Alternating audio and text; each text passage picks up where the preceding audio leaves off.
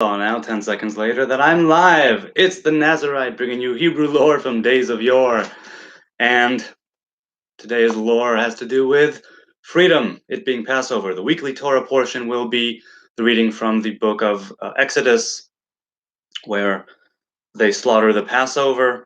They have the night where the firstborns die, and later on they shove off. About 600,000 men over 20, and there were women there, children there, other people and nations who went along with them, who were not from the Israeli tribes, went along with them. A lot of people went free that night. And they went free into uncharted territory.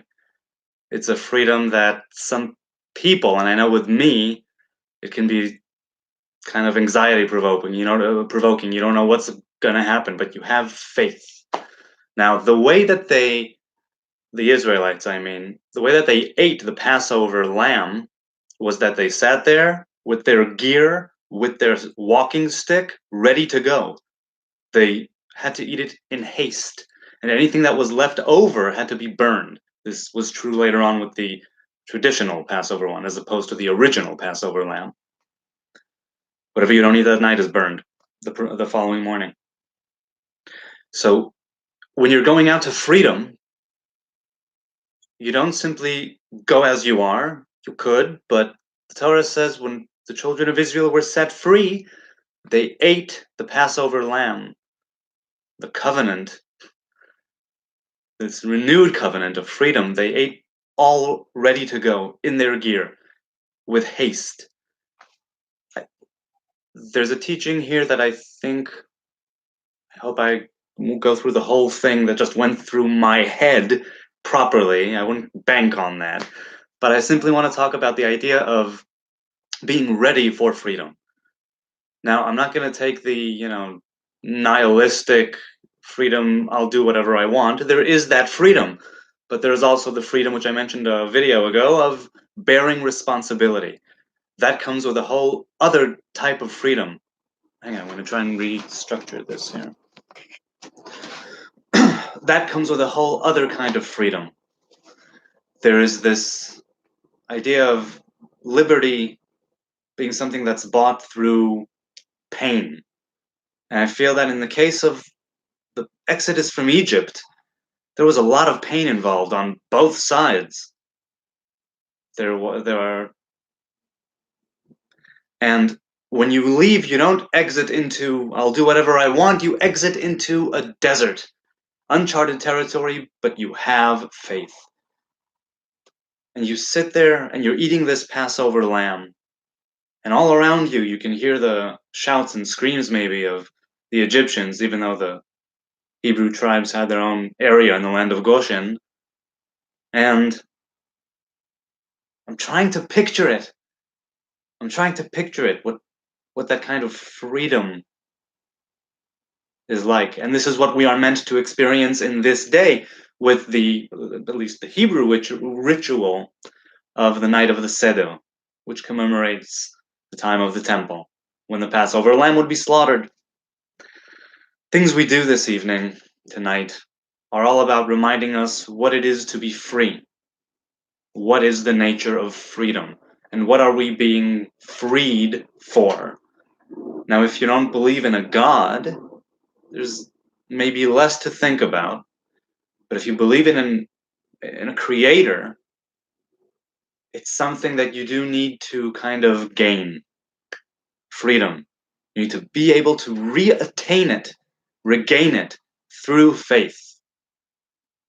And the faith that we have in this night is one where, for instance, if on any other night there are these negative vibrations and spiritual forces which awaken at sundown and through the night, through the first half of the night, in this night, it's said to be a night of sanctuary, where there's no negativity and no foul things of, the spiritual kind or of sort of the forces that work against us, that work iniquity in the world and in creation. Tonight, they sort of take a step back in some way. Obviously, some will feel it more than others, but it's a night of sanctuary for the Hebrew people. to commemorate the time when they just exited right on out of there. The exodus from Egypt.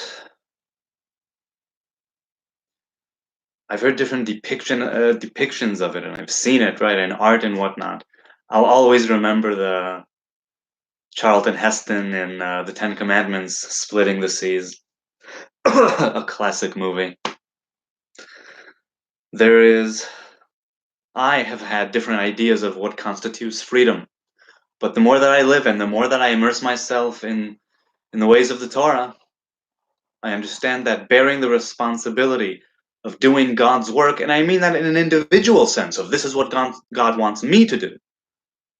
Doing God's work, helping other people. I'm not doing everything. I'm not doing both all the time, but something I believe to be true. There's freedom in that. And the tribes of Israel that came out of Egypt, they went on. They went on as one, and the nations that were with them.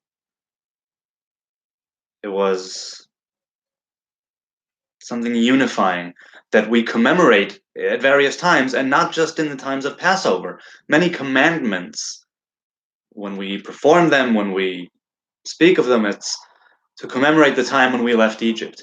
Even when we sanctify the Sabbath during the first meal on Friday night, and we say to commemorate the time when Israel left Egypt.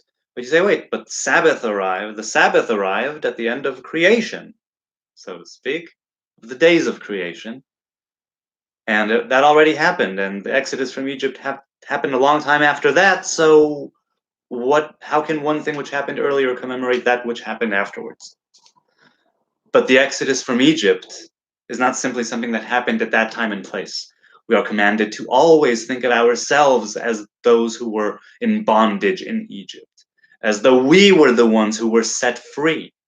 Tonight, now, we are commanded to seek that root freedom, which the Sabbath is but a remembrance of.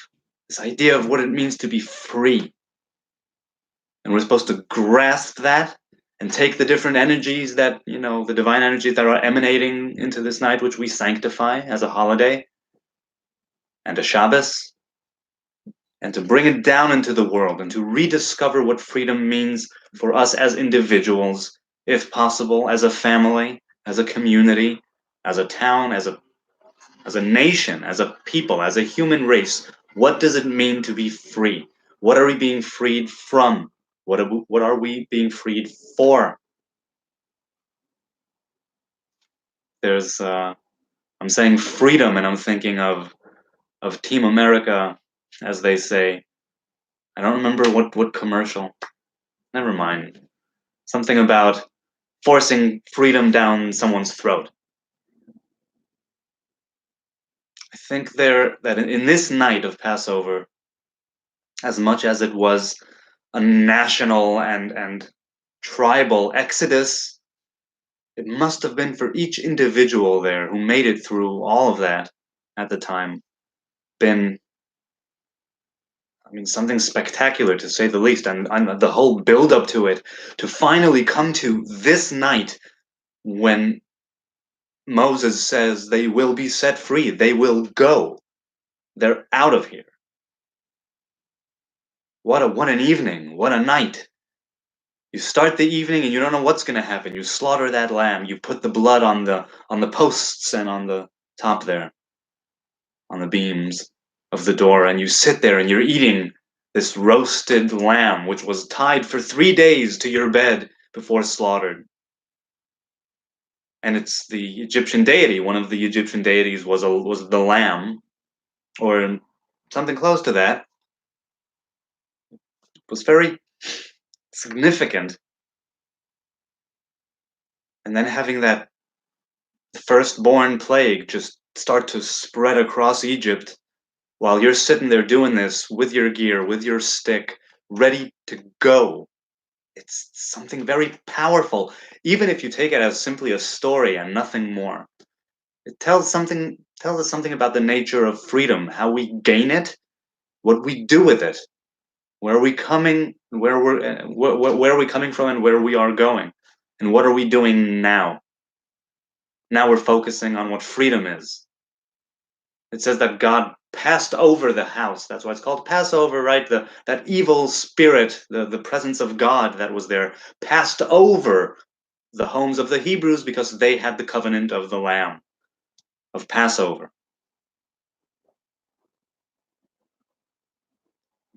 God, in the greater sense, doesn't play favorites.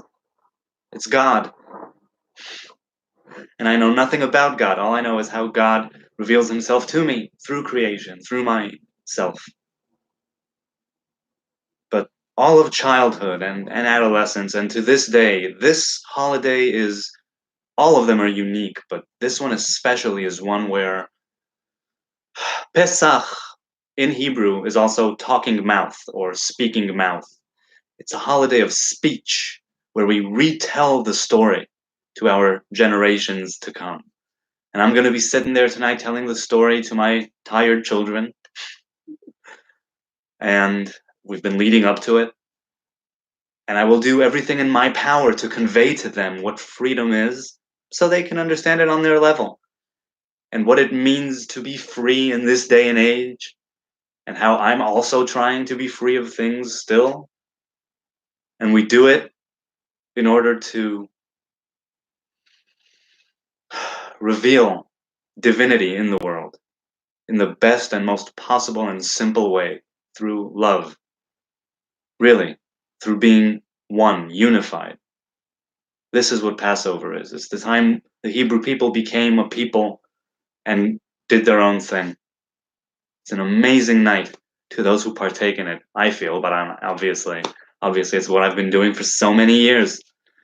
Let's have a wonderful weekend, a wonderful Sabbath Queen, and a beautiful festival of spring and of matzah and of Passover and of liberty. God bless.